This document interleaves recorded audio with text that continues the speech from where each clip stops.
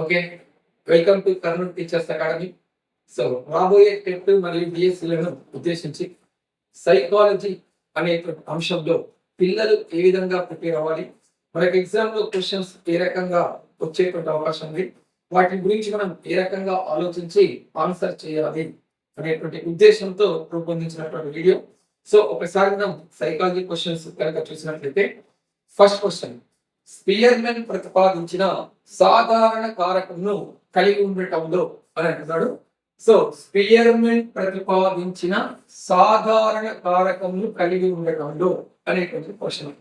So మరొకసారి కనుక మనం ఆప్షన్స్ చూసినట్లయితే, ఆప్షన్ 1, వ్యక్త్యంతర్గత భేదాలు మాత్రమే ఉంటాయి, వ్యక్త్యంతర భేదాలు మాత్రమే ఉంటాయి, వ్యక్త్యంతర మరియు వ్యక్త్యంతర్గత భేదాలు ఉంటాయి, వ్యక్త్యంతర భేదాలు ఉండవు, వ్యక్త్యంతర్గత భేదాలు ఉండవు అని అంటున్నారు. సో ఫస్ట్ ఆఫ్ ఆల్ మనకి స్పియర్మెన్ ప్రతిపాదించిన సాధారణ కారకం అనేటువంటిది మనకి ఐడియా ఉంది. మా రకంగా చూసినట్లయితే స్పియర్మెన్ ప్రతిపాదించినటువంటి సిద్ధాంతం ద్వికారక సిద్ధాంతం, మనందరికీ తెలిసినటువంటి విషయం. ఇక్కడ స్పియర్మెన్ ప్రకారం ప్రజ్ఞ అనేటువంటిది 2 కారకాల సముదాయంగా పేర్కొనడం జరుగుతూ ఉంటుంది. సో ఆ 2 కారకాలను చూసినట్లయితే, ఒకటి సాధారణ కారకం, రెండవది నిర్దిష్ట కారకం. మరి ఇక్కడ ఈ సాధారణ కారకం అనేటువంటిది వ్యక్తిలో ఒకటి మాత్రమే ఉంటుంది అంటాం. అదే నిర్దిష్ట కారకాలు వచ్చేసరికి, నిర్దిష్ట కారకాలు అనేటువంటివి వ్యక్తి లోపల అనేకం ఉంటాయి అని పేర్కొంటాం.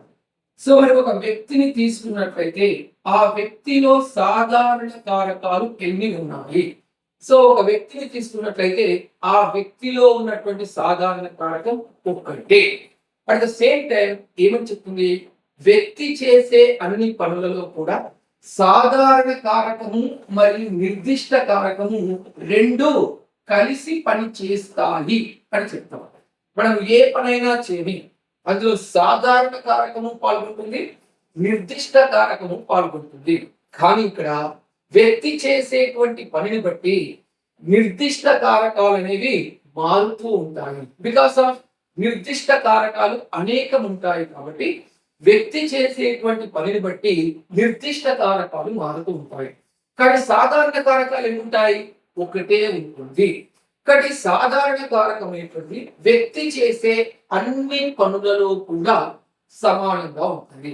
సో ఫర్ ఎగ్జాంపుల్, ఏ అనేటువంటి పిల్లవాడిని తీసుకుంటే, ఈ ఏ అనేటువంటి పిల్లవాడు గణితం నేర్చుకోవడం అనేది సాధారణ కారకం G పైన మరియు నిర్దిష్ట కారకం SM పైన ఆధారపడి ఉంటుంది అనుకుంటాం.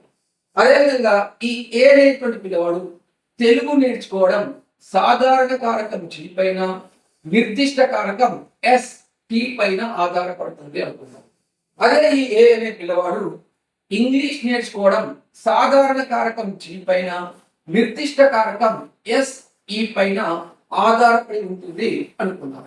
మరి ఇక్కడ కనుక మనం గమనించినట్లయితే, సాధారణ కారకాన్ని కలిగి ఉండడం లోపల వ్యక్తి లోపల భేదాలు ఉన్నాయా? లేదు. ఎందుకంటే ఇక్కడ ఉన్నది GA, ఇక్కడ ఉన్నది GA, ఇక్కడ ఉన్నటువంటి GA.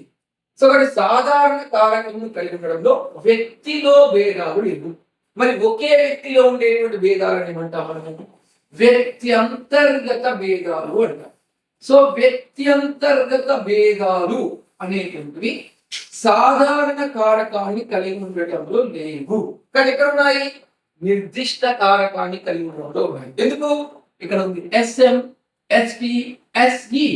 సో నిర్దిష్ట కారకాన్ని కలిగి ఉండడంలో వ్యక్తి అంతర్గత భేదాలు ఉన్నాయి, కానీ సాధారణ కారకం కలిగి ఉండడంలో వ్యక్తి అంతర్గత భేదాలు లేవు. మరి ఇప్పుడు వ్యక్తి అంతర భేదాలను చూసినట్లయితే, ఇప్పుడు B అనేటువంటి పిల్లవాడిని కనుక చూస్తే, సో సాధారణ కారకం దేనిని మాపనం చేస్తుంది? ప్రజ్ఞను మాపనం చేస్తుంది. కాబట్టి ఏ అనే పిల్లవాడిలో సాధారణ కారకం ఏ స్థాయిలో ఉందో, B అనేటువంటి పిల్లవాడిలో సాధారణ కారకం అదే స్థాయిలో ఉండాలని లేదు. I repeat it once again. A అనే పిల్లవాడిలో సాధారణ కారకం ఏ స్థాయిలో ఉందో, B అనేటువంటి పిల్లవాడిలో సాధారణ కారకం అదే స్థాయిలో ఉండాలని లేదు. సో దట్స్ వై బి లోపల ఉండేటువంటి సాధారణ కారకం G1 అని అనుకుంటే అప్పుడు ఈ బి అనే పిల్లవాడు మ్యాథ్స్ నేర్చుకోవడానికి తోడ్పడే సాధారణ కారకం M నేర్చుకోవడానికి తోడ్పడే సాధారణ కారకం GY అయితే అది నేర్చుకోవడానికి తోడ్పడే నిర్దిష్ట కారకం SM1. ఎందుకంటే నిర్దిష్ట కారకాలు అనేవి అభిరుచులను వైఖరులను సూచిస్తాయి. సో అలాంటప్పుడు ఏ గణితం నేర్చుకోవడానికి ఉన్న అభిరుచి వైఖరి, బి గణితం నేర్చుకోవడానికి ఉన్న అభిరుచి వైఖరికి భిన్నంగా ఉండొచ్చు. ఏలోని ప్రజ్ఞా సామర్థ్యం బిలోని ప్రజ్ఞా సామర్థ్యానికి కూడా భిన్నంగా ఉండొచ్చు. ఇక్కడ బి గణితం నేర్చుకోవడానికి తోడ్పడేటువంటి సామర్థ్యం G1 + SM1. అదేవిధంగా తెలుగు నేర్చుకోవడానికి తోడ్పడే సామర్థ్యం కూడా G1 SE1. ఇంగ్లీష్ నేర్చుకోవడానికి తోడ్పడే సామర్థ్యం కూడా G1 SE1. సో ఇక్కడ ఏమర్థమైంది, బి లోపల కూడా సాధారణ కారకం ఒకే రకంగా ఉంది. అంటే ఇక్కడ కూడా వ్యక్త్యంతర్గత భేదాలు లేవు. కానీ ఏలో ఉన్న సాధారణ కారకం G, బిలో ఉన్న సాధారణ కారకం బిలో ఉన్న సాధారణ కారకం G1. కాబట్టి ఇక్కడ ఏకి బికి మధ్య సాధారణ కారకాన్ని కలిగి ఉండడంలో భేదాలు ఉన్నాయి. అంటే ఏ భేదాలు ఉన్నాయి? వ్యక్త్యంతర భేదాలు ఉన్నాయి. వ్యక్త్యంతర భేదాలు ఉన్నాయి కానీ వ్యక్త్యంతర్గత భేదాలు లేవు. అర్థమైన విషయం it's clear. At the same time నిర్దిష్ట కారకాన్ని కలిగి ఉండడంలో వ్యక్త్యంతర్గత భేదాలు ఉన్నాయి. చూడండి, వ్యక్త్యంతర భేదాలు కూడా ఉన్నాయి. వ్యక్త్యంతర భేదాలు ఉన్నాయి, వ్యక్త్యంతర్గత భేదాలు ఉన్నాయి. సో ఇప్పుడు మనం క్వశ్చన్కి వచ్చినట్లయితే సాధారణ కారకం కలిగి ఉండడంలో వ్యక్త్యంతర్గత భేదాలు మాత్రమే ఉంటాయి అని అంటున్నాను. అసలు వ్యక్త్యంతర్గత భేదాలు లేవు. ఓకేనా? వ్యక్త్యంతర భేదాలు మాత్రమే ఉంటాయి. రైట్. వ్యక్త్యంతర్గత భేదాలు ఉంటాయి. రాంగ్. రెండు ఉండవు. రాంగ్. సో ఆన్సర్ ఇస్ వ్యక్త్యంతర భేదాలు మాత్రమే ఉంటాయి. ఒకవేళ ఇక్కడ నిర్దిష్ట కారకం అడిగి ఉంటే అప్పుడేం చెప్పాలి? వ్యక్త్యంతర మరియు వ్యక్త్యంతర్గత భేదాలు ఉంటాయి. Okay, clear. So next question కనుక చూసినట్లయితే విద్యార్థి పట్ల ఉపాధ్యాయుడు, ఉపాధ్యాయుడి పట్ల విద్యార్థి ఏర్పరచుకునే వైఖరులు ఈ వైఖరి నిర్మాణాలను సూచిస్తాయి అని అంటున్నారు. సో ఇక్కడ కనుక మనం చూసినట్లయితే వైఖరి నిర్మాణాన్ని కనుక సూచించినట్లయితే ఆల్ఫోర్ట్ మరియు స్టీంజర్. సో ఆల్ఫోర్ట్ మరియు స్టీంజర్లు వైఖరి నిర్మాణాలను 4 రకాలుగా పేర్కొన్నారు.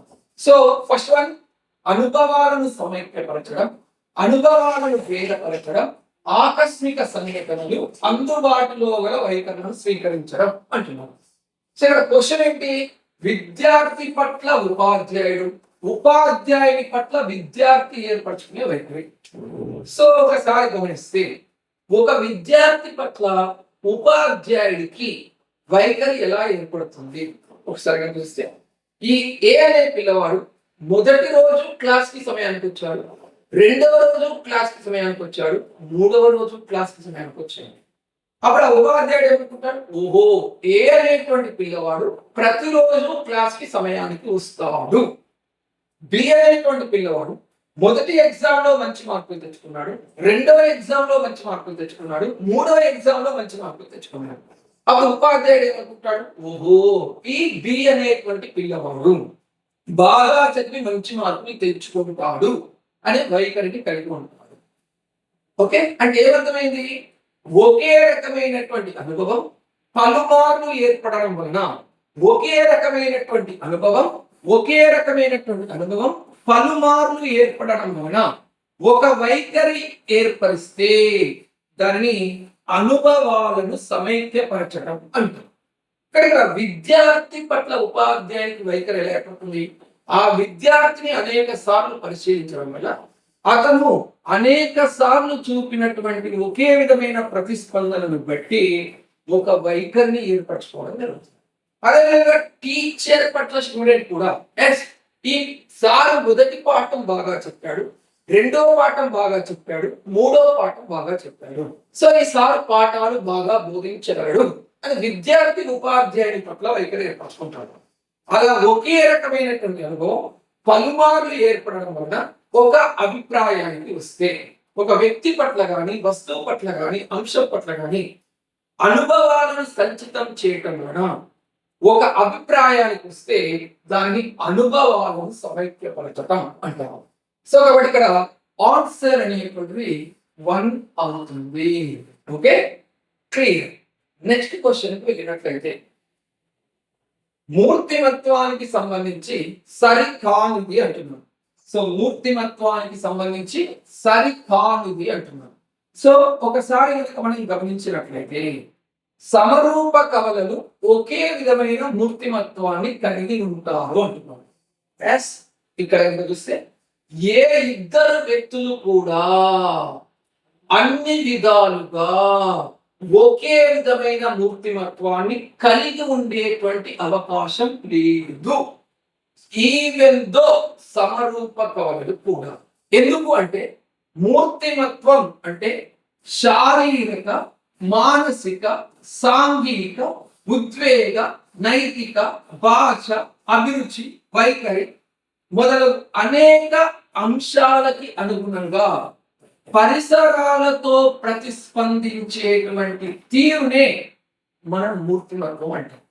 ఇలా అనేక అంశాలతో, పరిసరాలతో ప్రతిస్పందించేటువంటి తీరునే మనం మూర్తిమత్వం అని పేర్కొనడం అంటాం. కాబట్టి ఏ ఇద్దరు వ్యక్తులు కూడా ఈ అన్ని అంశాల పరంగా ఒకే విధంగా రెస్పాండ్ అయ్యే అవకాశం లేదు. సమరూపగవలం చూడడానికి ఒకే విధంగా కనబడతారేమో శారీరక అంశాల పరంగా, లేదా ప్రజ్ఞ దాదాపు ఒకే విధంగా కలిగి ఉంటారేమో, కానీ సాంఘిక అంశాల పరంగా ప్రతిస్పందించే తీరు, ఉద్వేగ అంశాల పరంగా ప్రతిస్పందించే తీరు, నైతిక అంశాల పరంగా ప్రతిస్పందించే తీరు, భాష పరంగా ప్రతిస్పందించే తీరు ఇద్దరు ఒకే రకంగా ఉండాలని. ఎప్పుడు ఒకే మూర్తిమత్వాన్ని కలిగినట్టు ప్రతి సందర్భంలో, ఏ సందర్భంలోనైనా ఇద్దరు వ్యక్తులు ఒకే రకంగా రెస్పాండ్ అయితే అప్పుడు ఆ ఇద్దరు వ్యక్తులు ఒకే మూర్తిమత్వాన్ని కలిగి ఉన్నారు.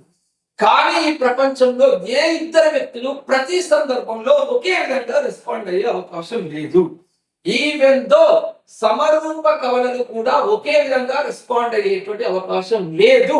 సో దట్స్ వై సమరూప కవలలు ఒకే విధమైన మూర్తిమత్వాన్ని కలిగి ఉంటారు అనేటువంటిది రాంగ్. సెకండ్ స్టేట్మెంట్, మూర్తిమత్వం వ్యవస్థీకృతంగా ఏకీకృతంగా ఉంటుంది. అంటే మూర్తిమత్వం అన్ని అంశాల మొత్తం, వ్యక్తికి సంబంధించిన అన్ని అంశాల మొత్తమే వ్యక్తి మూర్తిమత్వం. సో ఆ రకంగా చూసినట్లయితే శారీరక, మానసిక, సాంఘిక, ఉద్వేగ, నైతిక, భాష, అభిరుచి, వైఖరి మొదలగు అనేక అంశాల మొత్తమే వ్యక్తి మూర్తిమత్వం. So it's right statement.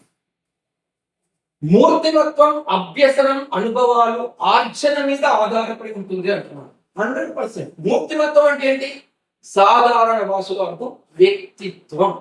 వ్యక్తిత్వం నీవు పరిసరాలతో ప్రతిస్పందించే తీరు నీ యొక్క వ్యక్తిత్వం. మరి నువ్వు పరిసరాలతో ఎలా ప్రతిస్పందించాలి అనేది బై బర్త్ రాలే. నీవు పెరుగుతున్న కొద్ది నీవు పరిసరాలతో పొందుతున్నటువంటి అనుభవాల పరంగా ఎవరితో ఎలా వ్యవహరించాలి, ఏ సందర్భంలో ఎలా ప్రవర్తించాలి, ఏ అంశాల పట్ల ఎలా ఉండాలి అని నీ అనుభవాల ఆధారంగా నీ వ్యక్తిత్వాన్ని రూపొందించుకున్నావు. అనుభవాలు మార్పు చెందుతున్న కొద్ది నీ వ్యక్తిత్వం కూడా మార్పు చెందుతుంది. కాబట్టి మూర్తిమత్వం అనేది బై బర్త్ రాలే. సో మూర్తిమత్వంలో అనువంశికత పాత్ర ఉంది, కానీ బై బర్త్ రాలే. మనం పరిసరాల నుండి పొందుతున్న అనుభవాల వల్ల మన వ్యక్తిత్వాన్ని రూపుదిద్దుకున్నాం. So it's right. మూర్తిమత్వం జైవిక, సామాజిక అంశాలు మొత్తం రైట్. ఇందాకే డిస్కస్ చేశాను. ఇక్కడ జైవిక అంటే అనువంశిక, సామాజిక అంటే పరిసరాలు. కాబట్టి అనువంశికంగా పొందిన లక్షణాలను ఉపయోగించుకుని పరిసరాల నుండి పొందినటువంటి అనుభవాల ఫలితంగానే నీవు నీ వ్యక్తిత్వాన్ని రూపుదిద్దుకుంటున్నావు. కానీ మూర్తిమత్వం పైన అనువంశికత ప్రభావం ఉంది, పరిసరాల ప్రభావం. సో పరిసరాల ప్రభావం ఎక్కువగా ఉండొచ్చు, అది తర్వాత విషయం. కానీ ఇక్కడ ఇచ్చిందేంటి? జైవిక సామాజిక అంశాలు మొత్తం 100% అనువంశికంగా వచ్చిన లక్షణాలకు అనుగుణంగా నువ్వు పరిసరాల నుండి పొందే అనుభవాల ద్వారానే నీ మూర్తిమత్వాన్ని రూపుదిద్దుకుంటున్నావు. వాటి మూర్తిమత్వం పైన జైవిక సామాజిక అంశాల ప్రభావం ఉంది. It's also right. ఇక్కడ సరి కానిది ఏది అని అడుగుతున్నాడు. సో సమరూప కవలని ఒకే విధమైన మూర్తిమత్వాన్ని కలిగి ఉంటారు అనేది సరికాదు. So answer is 1. Right. Next question వెళ్తే సరయు చిత్రలేఖన సామర్థ్యాన్ని ఏ స్థాయిలో చిత్రలేఖన సామర్థ్యాన్ని ఏ స్థాయిలో పొందగలదో ప్రాగుప్తీకరించడానికి తోడ్పడినది అంటున్నాం. సిరి వరదల సమయంలో తోటి వారికి ఏ విధంగా సహాయపడగలదో ప్రాగుప్తీకరించడానికి తోడ్పడినది అంటున్నాం. ఆప్షన్స్: సహజ సామర్థ్యము ప్రజ్ఞ సహజ సామర్థ్యము వైఖరి, సహజ సామర్థ్యము మూర్తిమత్వం ఇస్తున్నాడు. సో ఇక్కడ కనుక మనం విశ్లేషించినట్లయితే సరళ చిత్రలేఖన సామర్థ్యాన్ని ఏ స్థాయిలో పొందగలదో ప్రాగుప్తీకరించడానికి తోడ్పడుతుంది. ఒక నిర్దిష్ట అంశంలో రాణించగల సామర్థ్యం ఎంతవరకు రాణించగలదో తెలుపునది సహజ సామర్థ్యం.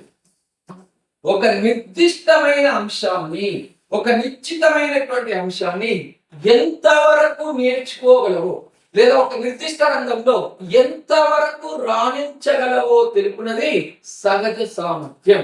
సో ఇక సరళ చిత్రలేఖన సామర్థ్యాన్ని ఏ స్థాయిలో పొందగలదు అంటే సరళ చిత్రలేఖనం అనేటువంటి అంశంలో ఏ స్థాయిలో రాణించగలదో తెలపడానికి తోడ్పడే సామర్థ్యం సహజ సామర్థ్యం. మరి సెకండ్ వన్, సిరి వరదల సమయంలో తోటి వారికి ఏ విధంగా సహాయపడగలదో ప్రాగుప్తీకరించడానికి తోడ్పడింది. ఇక్కడ ఒక సామర్థ్యం గురించి మాట్లాడట్లేదు, ఇక్కడ చిత్రలేఖన సామర్థ్యం గురించి మాట్లాడాడు. కానీ ఇక్కడ సామర్థ్యం గురించి మాట్లాడట్లేదు. ఒక నిర్దిష్ట సందర్భంలో వ్యక్తి ఏ విధంగా ప్రవర్తిస్తాడు, ఒక నిశ్చితమైనటువంటి సందర్భంలో వ్యక్తి ప్రవర్తన గురించి మాట్లాడుతుంది. ఇదేమో వ్యక్తి సామర్థ్యం గురించి మాట్లాడుతుంది, ఇదేమో వ్యక్తి ప్రవర్తన గురించి మాట్లాడుతుంది. సో వరదలు సంభవించినప్పుడు ఆ వరద బాధితులతో సరళు ఏ రకంగా రెస్పాండ్ అవుతుంది, సిరి ఏ రకంగా రెస్పాండ్ అవుతుంది అని మనం తెలపాలంటే ఆ సిరి యొక్క మూర్తిమత్వం తెలియాలి. అంటే సిరి మూర్తిమత్వం తెలిసినప్పుడే, వ్యక్తిత్వం తెలిసినప్పుడే ఆ వరద బాధితులకు సహాయం చెయ్యగలదా చెయ్యలేదా అని మనం తెలుపగలుగుతాం. కాబట్టి ఇక్కడ మొదటిది ప్రజ్ఞ,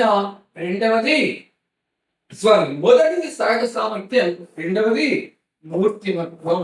సో ఆన్సర్ ఈస్ సహజ సామర్థ్యము మరియు మూర్తిమత్వం. వన్ మోర్ ఎగ్జాంపుల్, ఒక పిల్లవాడి క్రికెట్ లో ఏ స్థాయిలో రాణించగలడో ప్రాగుప్తీకరించేది అంటే అంచనా వేసేది సహజ సామర్థ్యం.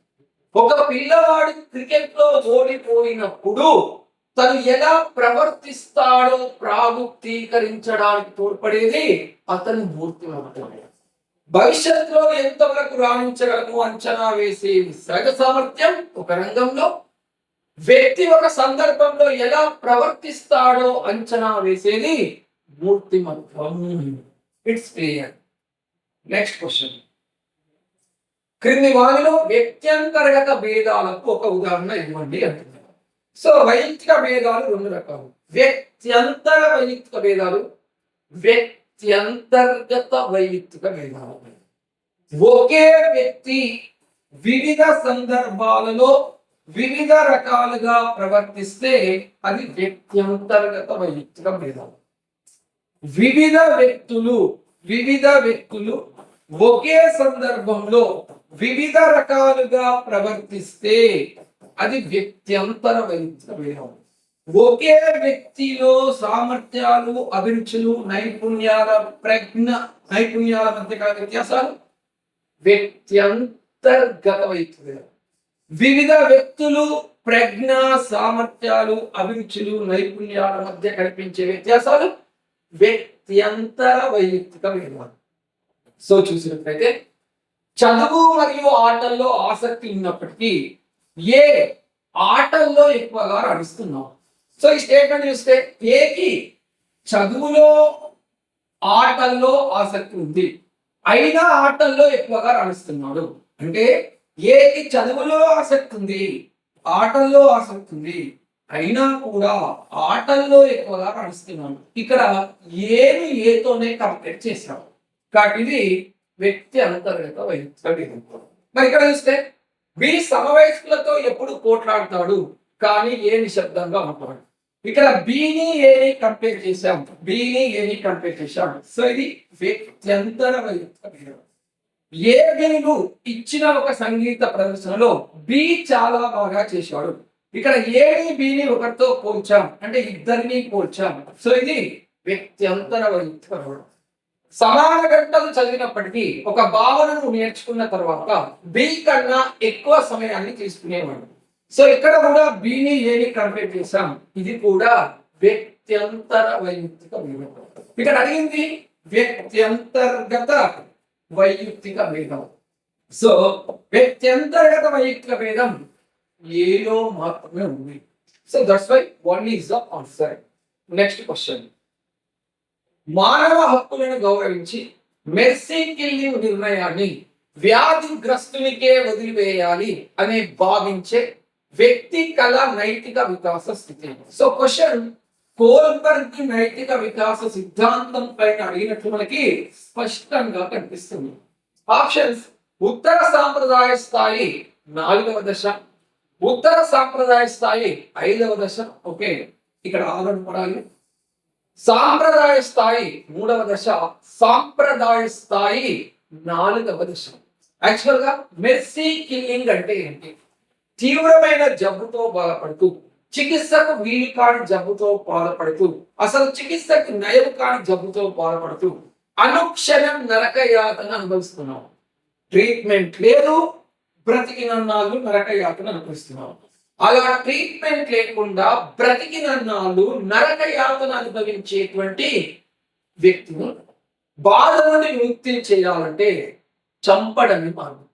కానీ మనము చంపితే హంతకులం అవుతాం. చట్టము అనుమతిస్తే ఆ వ్యక్తిని చంపడాన్ని మెర్సీ కిల్లింగ్ అంటారు. ఎప్పుడు చంపాలి? చట్టము అనుమతిస్తే ఆ వ్యక్తిని చంపడాన్ని మెర్సీ కిల్లింగ్ అంటాం. ఎవరు పడితే వాళ్ళని కాదు, అలా బాధపడేటువంటి వ్యక్తిని మాత్రమే. ఎప్పుడు చంపాలి? చట్టము అనుమతిస్తే చంపాలి. సో అది ఎవరు అనుమతి ఇవ్వాల్సింది? చట్టం అనుమతి ఇవ్వాలి. కానీ ఇప్పుడు ఆ చట్టాన్ని కాకుండా, ఆ నిర్ణయాన్ని, ఆ నియమాన్ని చట్టానికి కాకుండా రోగికే వదిలివేయాలి అంటున్నాడు. సో రోగికే వదిలివేయాలి అంటున్నాడు అంటే నియమాన్ని మార్చమంటున్నాడు. సో నైతిక నియమాలు అనేవి సారథ్యతను కలిగి ఉండాలి, ఫ్లెక్సిబిలిటీని కలిగి ఉండాలి, మానవ హక్కులకు విలువనిచ్చి మానవ ప్రయోజనాల కోసం నియమాలను మార్చాలి అని భావించేటువంటి వ్యక్తులు ఉండేటువంటి దశ 5వ దశ ఉత్తర సాంప్రదాయ స్థానం. సో ఆన్సర్ 2వది అవుతుంది. ఒకవేళ చట్టము అనుమతి ఇవ్వకపోయినా సరే, సమాజమంతా నన్ను హంతకుడైన డాక్టర్ అని నిందించినా సరే, నేను ఆ వ్యక్తిని మెర్సీ కిల్లింగ్ చేసి తీరుతాను అని అంటే ఆ డాక్టర్ ఉండే దశ 6వ దశ అవుతుంది. అలా కాకుండా చట్టము అనుమతిస్తేనే నేను మెర్సీ కిల్లింగ్ చేస్తాను, రూల్ అంటే రూల్, లేదంటే నా పైన నింద పడుతుంది.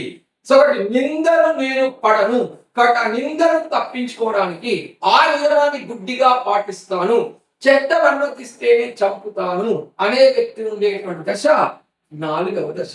కానీ ఇక్కడ ఏమంటున్నాడు? ఆ నిర్ణయాన్ని వ్యాధిగ్రస్తునికే వదిలివేయాలి అంటున్నాడు, అంటే నియమాన్ని మార్చాలి అంటున్నాడు. సో కాబట్టి ఆ వ్యక్తి ఉండేటువంటి దశ 5వ దశ ఉత్తర సాంప్రదాయ స్థాయి. So next question. భిన్నలింగ వర్గీయుల పట్ల ఆకర్షణ, ఉద్వేగ, అస్థిరత కనబరుస్తున్నటువంటి కౌమార దశలోని పిల్లవాడిని నిందిస్తున్న ఉపాధ్యాయునికి ఈ వికాస నియమం పట్ల అవగాహన లేదు అంటున్నాడు.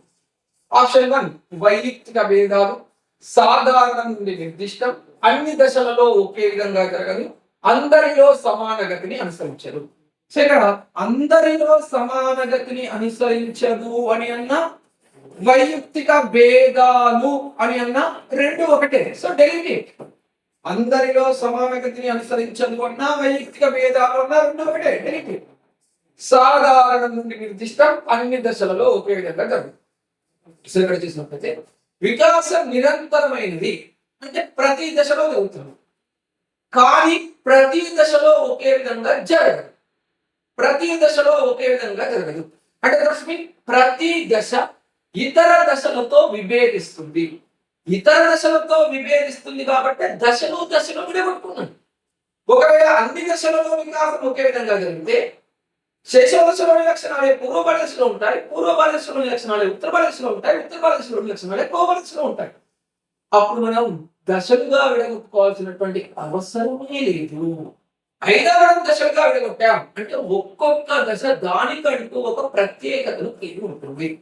ఇక్కడ వికాసం అన్ని దశలలో జరుగుతుంది, కానీ ప్రతి దశలో ఒకే విధంగా జరగదు. అట్ ద సేమ్ టైం ఇక్కడ భిన్నలింగ వర్గీయుల పట్ల ఆకర్షణ కానీ ఉద్వేగ అస్థిరత కానీ కేవలం అవి కౌమార దశలోని పిల్లవాళ్ళలో కనిపిస్తాయి. అప్పుడే పుట్టిన శైశవ దశలోని పిల్లవాళ్ళు, వృద్ధాప్యంలోని వారిలో భిన్నలింగ వర్గీయుల పట్ల ఆకర్షణ ఉద్వేగ అస్థిరత ఆ స్థాయిలో ఉండవు. అంటే అవి ఆ దశ యొక్క ప్రత్యేక లక్షణం. అంటే ఆ ఉపాధ్యాయుడికి వికాసం అన్ని దశలలో ఒకే విధంగా జరగదు అనేటువంటి అంశం పట్ల అవగాహన లేదు. So answer is 3. Next question, పెరుగుదల వికాస అంశాలకు సంబంధించి సరి అయిన వరుస క్రమం అంటున్నారు. పెరుగుదల, అభ్యసనం, పరిణతి, వికాసం. పరిణతి, అభ్యసనం, పెరుగుదల, వికాసం. పెరుగుదల, పరిణతి, అభ్యసనం, వికాసం. పెరుగుదల, పరిణతి, వికాసం, అభ్యసనం. We know that వికాసము is equal to పరిణతి ఇంటూ అభ్యసనం. వికాసము is equal పరిణతి ఇంటూ అభ్యసనం. సో ఏ వికాసం జరగాలన్నా పరిణతి కావాలి, అభ్యసనం కావాలి. పరిణతి అభ్యసనం ఉన్నప్పుడే వికాసం జరుగుతుంది. ఇది మనకు తెలుసు. మరి ఒక విషయాన్ని అభ్యసించాలంటే ఏం కావాలి? అభ్యసనానికి ఆధారమే పరిణతి. అభ్యసనానికి ఆధారమే పరిణతి. స్టెప్ చూడండి, వికాసం జరగాలంటే పరిణతి అభ్యసనం కావాలి. మరి అభ్యసనానికి ఆధారం ఎవరు? పరిణతి.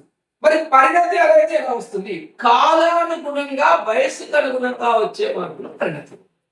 కాలానుగుణంగా వయసుకు అనుగుణంగా వచ్చేటువంటి మార్పులు పరిణతి. అంటే అర్థం, సో వయస్సు పెరుగుతున్న కొద్ది పరిణతి వస్తుంది. చూడండి ఎంత బాగుందో.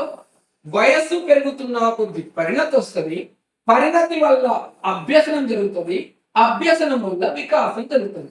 వయస్సు నుండి పరిణతి, పరిణతి నుండి అభ్యసనం, అభ్యసనం నుండి వికాసం. చూడండి, వయస్సు వల్ల పరిణతి, పరిణతి వల్ల అభ్యసనం, అభ్యసనం వల్ల వికాసం. మరి వయస్సును సూచించేవారు పెరుగుదల. సో ఏమర్థమైంది మనకి? పెరుగుదల వల్ల పరిణతి, పరిణతి వల్ల అభ్యసనం, అభ్యసనం వల్ల వికాసం. సో చూసినట్లయితే ఇది కాదు, ఇది కాదు. సో పెరుగుదల, పరిణతి, అభ్యసనం, వికాసం. It is the right answer. Next question, పియాజే సంజ్ఞానాత్మక వికాస సిద్ధాంతం తరగతి గది అన్వయానికి సంబంధించి సరికాని ప్రక్రియ అంటున్నారు. పియాజే సంజ్ఞానాత్మక వికాసం తరగతి గదికి సంబంధించి సరికాని ప్రక్రియ అంటున్నారు. సమాధానం కంటే ప్రక్రియ ముఖ్యం. అభ్యసన సంసిద్ధతను బట్టి పాఠ్యాంశాన్ని బోధించడం, పిల్లలను పెద్దల వలె ఆలోచించే విధంగా తయారు చేయడం, అభివృద్ధి పురోగతిలో వ్యక్తిగత తారతమ్యాలను అంగీకరించడం. సో ఫస్ట్ ఆప్షన్ చూస్తే పియాజే నిర్మాణాత్మక వాదం. నిర్మాణాత్మక వాదం. మరి నిర్మాణాత్మక వాదం అంటే ఏంటి? సో నిర్మాణాత్మక వాదం అంటే పిల్లలు ఏమి నేర్చుకున్నారు అనే దానికి కాదు, ఎలా నేర్చుకున్నారు అనే దానికి ప్రాధాన్యత ఇస్తున్నాం. దట్స్ మీన్ పిల్లలే స్వయంగా తాము పరిసరాలలో పొందే అనుభవాల ద్వారా, పిల్లలే స్వయంగా తాము పరిసరాలలో పొందేటువంటి అనుభవాల ద్వారా తామే జ్ఞానాన్ని నిర్మించుకుంటారు అనేది జ్ఞాన నిర్మాణం. మీకు 2 భాషలు చెప్తారు. ఇక్కడ ఏ అనే పిల్లవాడికి ఉపాధ్యాయుడు బోధించాడు, పిల్లవాడు ఆ విషయాన్ని నేర్చుకున్నాడు, వాడు ఎగ్జామ్ లో 10కి 10 మార్కులు సాధించాడు. ఉపాధ్యాయుడు చెప్పాడు, పిల్లవాడు నేర్చుకున్నాడు, ఎగ్జామ్ లో 10కి 10 మార్కులు సాధించాడు. కానీ ఇక్కడ బి అనే పిల్లవాడికి ఉపాధ్యాయుడు బోధించలేదు. నేర్చుకోవడానికి కావాల్సిన సహజ అభ్యసన వాతావరణాన్ని ఏర్పాటు చేస్తే ఆ సహజ అభ్యసన వాతావరణంలో పిల్లవాడే తాను పొందిన అనుభవాల వల్ల తాను ఆ విషయాన్ని నేర్చుకున్నాడు. ఇక్కడ వీడికి 10కి 10 మార్కులు వచ్చాయి. మరి మీ దృష్టిలో ఇద్దరు సమానమా? కాదు. బికాస్ ఆఫ్ వీడికి జ్ఞానం అందించబడింది, ఇక్కడ జ్ఞానం నిర్మించబడింది. ఏమి నేర్చుకున్నాము అనేది కాదు ముఖ్యం, ఎలా నేర్చుకున్నాం అనేది ముఖ్యం. అభ్యసన ఫలితము కాదు ముఖ్యం, అభ్యసన ప్రక్రియ ముఖ్యం. సమాధానము కాదు ముఖ్యం, ప్రక్రియ ముఖ్యం. నువ్వు ఆన్సర్ చెప్పడం కాదు ముఖ్యం, ప్రతి ఒక్కరు చెప్తున్నాడు ఆన్సర్. ఆ ఆన్సర్ చెప్పడంలో నువ్వు ఏ ప్రాసెస్ వాడావు, బట్టి పెట్టావా, నీది నువ్వు అర్థం చేసుకుని అవగాహన చేసుకున్నావు అనేది ముఖ్యం. ఇక్కడ పియాజే ఇక్కడ సమాధానానికి ప్రాధాన్యత ఇవ్వడు, ప్రక్రియకు ప్రాధాన్యత ఇస్తాడు. It's right one. అభ్యసన సంసిద్ధతను బట్టి పాఠ్యాంశాన్ని బోధించాలి 100%. పిల్లవాడి సంసిద్ధతకి అనుగుణంగా బోధించాలి, వాడి వయస్సు పరిణతికి అనుగుణంగా బోధించాలంటారు. బికాస్ ఆఫ్ వాడి వయస్సుకు మించిన విషయాలు చెప్తే వాడు అర్థం చేసుకోలేడు, అది సరైనది కాదు అంటాడు. అట్ ద సేమ్ టైం పిల్లలను పెద్దల వలె ఆలోచించే విధంగా తయారు చేయడం ఇట్స్ రాంగ్. పిల్లలను పెద్దల వలె ఆలోచించే విధంగా తయారు చేయడం అనేది సరైనది కాదు. ఇది ఇంతకు ముందు దానికి ఆపోజిట్. పిల్లవాడు ఉన్నది 2 సంవత్సరాలు, 2 సంవత్సరాలు వాడికి 10 ఇడ్లీలు పెట్టి తినురా తినురా తినురా, నాంత తినురా, నాలాగ తినురా, నాంత తినురా, నాలాగ తినురా అంటే ఎక్కడ తింటాడు? వాడి వయసు 2 సంవత్సరాలు, వాడు నీలాగా 10 ఇడ్లీ, వాడు చదువుతుంది 2వ తరగతి, నువ్వు నాలాగా ఆలోచించరా, నాలాగా ఆలోచించరా, నాలాగా ఆలోచించరా అంటే నువ్వు బిఎడ్ చేసిన టీచర్ నీలాగా వాడు ఎలా ఆలోచిస్తాడు? వాడు వాడి స్థాయికి తగిన విధంగానే ఆలోచిస్తాడు. వాడిని మనలాగా ఆలోచించడం అంటే సరైనది కాదు. అది వయస్సుకు అనుగుణంగా, సంసిద్ధతకు అనుగుణంగా, పరిణతికి అనుగుణంగా వస్తుంది. కానీ రోజులు పట్టించుకోకుండా 6వ తరగతి పోరని ఐఐటి నీట్ పేరుతో వాడి పరిణతికి మించిన విషయాలు బోధిస్తూ హింసిస్తున్నాడు. అది సరైనది కాదు, అది సరైనది కాదు. So it's wrong statement. దాన్ని పియాజే యాక్సెప్ట్ చేయలే, పరిణతిని కన్సిడర్ చేయమన్నాడు. వైయక్తిక భేదాలకు అనుగుణంగా బోధించమన్నాడు. ఏ పిల్లవాడిలో ఏ సామర్థ్యం ఉందో ఆ సామర్థ్యానికి అనుగుణంగానే బోధించమన్నాడు. సో పిల్లల సామర్థ్యాలకు అనుగుణంగా బోధించమన్నాడు, పిల్లల పరిణతికి అనుగుణంగా బోధించమన్నాడు. అలా సామర్థ్యానికి అనుగుణంగా, పరిణతికి అనుగుణంగా బోధించమనడమే వైయక్తిక భేదం. It's right. సో సరికానిది అన్నాడు. So option 3 సరికానిది. ఓకే, నెక్స్ట్ కనుక చూస్తే క్రింది వాటిలో పరిహారమును సూచించినది అంటున్నాను. జిల్లా స్థాయి క్రికెట్ జట్టుకు ఎంపిక కాలేకపోయిన విద్యార్థి ఇంకా నయం, ఎంపిక అయితే ప్రాక్టీస్ కోసం గ్రౌండ్ చుట్టూ తిరిగితే పరీక్షలలో వెనుకబడిపోయేవాడిని అని తెలుపటం. జిల్లా స్థాయి క్రికెట్ జట్టుకు ఎంపిక కాలేకపోయాడు, ఇంకా నయం, ఎంపిక అయితే పరీక్షలలో ఫెయిల్ అయ్యేపోయి అంటున్నాం. అందరివి, దక్కనివి, పొందలేనివి అన్ని పనికి మాలినవి అనుకుంటున్నాం. అలా అందరివి, దక్కనివి, పొందలేనివి అన్ని పనికి మాలినవి అని భావించడానికి మనం హేతుకీకరణం అంటాం. అందరి ద్రాక్ష పుల్లన, హేతుకీకరణం. సో ఇది కాదు. జిల్లా స్థాయి క్రికెట్ జట్టుకి ఎంపిక కాలేకపోయిన విద్యార్థి తన స్నేహితుడు సెలెక్ట్ అయితే తాను సెలెక్ట్ అయినట్టుగా తృప్తి చెందడం అంటున్నాడు. అంటే తాను సాధించలేనిది తన స్నేహితుడు సాధిస్తే తాను సాధించినట్టుగా తృప్తి చెందడం. అలా తను సాధించనిది ఇతరులు సాధిస్తే తాను సాధించినట్టుగా తృప్తి చెందడాన్ని తదాత్మీకరణం అంటాం. తదాత్మీకరణం. సో ఇది కాదు. జిల్లా స్థాయి క్రికెట్ జట్టుకు ఎంపిక కాలేకపోయిన విద్యార్థి నీట్ ఎంట్రన్స్ లో జాతీయ స్థాయి ర్యాంకు సాధించడం. ఒక రంగంలో రాణించలేని వ్యక్తి మరి ఒక రంగంలో రాణించడం పరిహారం. క్రికెట్ లో రాణించలేని వ్యక్తి నీట్ ఎంట్రన్స్ లోపల రాణించడం పరిహారం. పరిహారం. So answer is 3. జిల్లా స్థాయి క్రికెట్ జట్టుకు ఎంపిక కాలేకపోయిన విద్యార్థి ఆ బాధాకర విషయాన్ని మర్చిపోవడం. విచారాన్ని, బాధని, అవమానాన్ని కలిగించేటువంటి విషయాలను మర్చిపోవడాన్ని మనం దమనం అంటాం. దమనం. సో కాబట్టి జిల్లా స్థాయి క్రికెట్ జట్టుకు ఎంపిక కాలేకపోయిన విద్యార్థి ఆ బాధాకరమైన విషయాన్ని మర్చిపోవడం ఇది కాదు. అడిగినటువంటి పరిహారం. So answer is 3. సో ఇది మనం ఆలోచించే విధానం, మనం అర్థం చేసుకునేటువంటి విధానం, 4 ఆప్షన్స్ ను చదివేటువంటి విధానం. ఈ రకంగా ఎగ్జామ్ హాల్లో ప్రతి ఆప్షన్ ను చదివి అర్థం చేసుకున్నట్లయితే మనం సరి అయినటువంటి సమాధానాన్ని చేయగలుగుతాం. Okay, right.